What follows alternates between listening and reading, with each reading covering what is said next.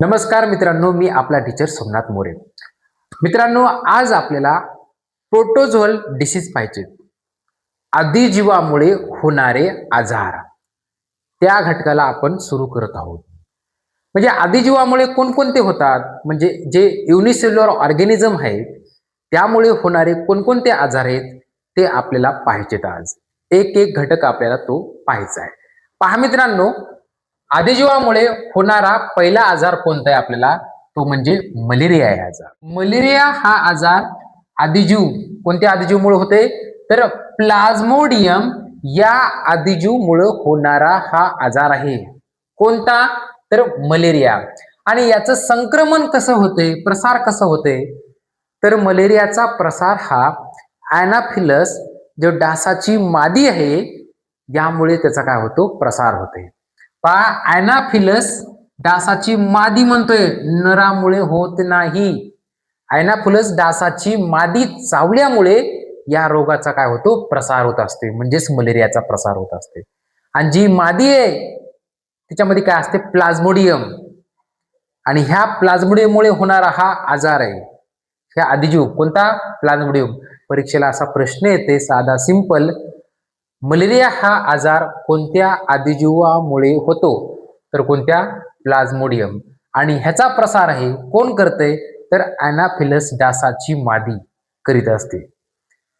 ह्या मादीमध्ये, ॲनाफिलस डासाच्या मादीमध्ये तर प्लाझ्मोडियम असेल तर मला चावला तर मला हा आजार होणार, नसेल तर होणार नाही।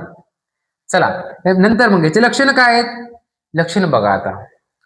आता ही जर संक्रमित जी मादी आहे ॲनाफिलस डासाची, ही जर चावली तर आपल्या शरीरामध्ये आरबीसी म्हणजे रेड ब्लड सेल्स डिस्ट्रॉय होतात, नष्ट होतात।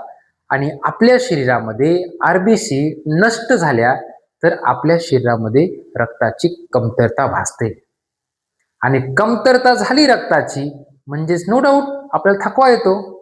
म्हणजे काय होते, थकवा येणं, नंतर थंडी वाजणं आणि वाढणारं तापमान। आपण म्हणतो हिव वाजायले मला, नंतर गरमी सुद्धा होती, मळमळ, डोकेदुखी। कशामध्ये हे लक्षणं कशाचे, मलेरियाचे आहेत। आणि मलेरियाच्या किती अवस्था पडतात, 3 अवस्था पडतात। कोणकोणत्या त्या पहा, मलेरियामुळं आता मलेरियाच्या किती अवस्था, 3 अवस्था। पहिली कोल्ड स्टेज, थंडी, नंतर हॉट स्टेज, उष्ण अवस्था, नंतर स्वेटिंग स्टेज म्हणजे घाम येणारी अवस्था आहे। ह्या स्टेज मलेरियामध्ये होतात। आणि ह्या ज्या स्टेज होतात हे कशामुळे होतात, तर प्लाझ्मोडियममुळे।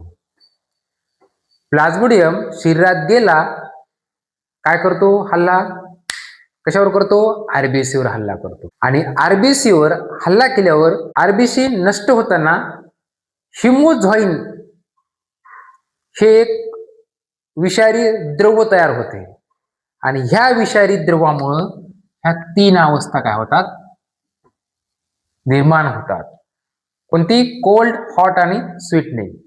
यावर उपाय आहे का, उपचार हो आहेत, औषध आहे त्याच्यावर।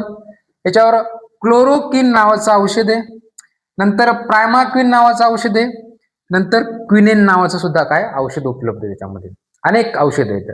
हे जे महत्वाचे औषध आहेत ते समोर दिलेत तुमच्या। कोणकोणते, क्लोरोक्विन, प्रायमाक्विन आणि क्विनेन हे औषध आहेत, म्हणजे उपचार आहेत कशासाठी, मलेरिया झाल्यावर। ओके मित्रांनो, ह्याच ठिकाणी आपण थांबू। थँक्यू।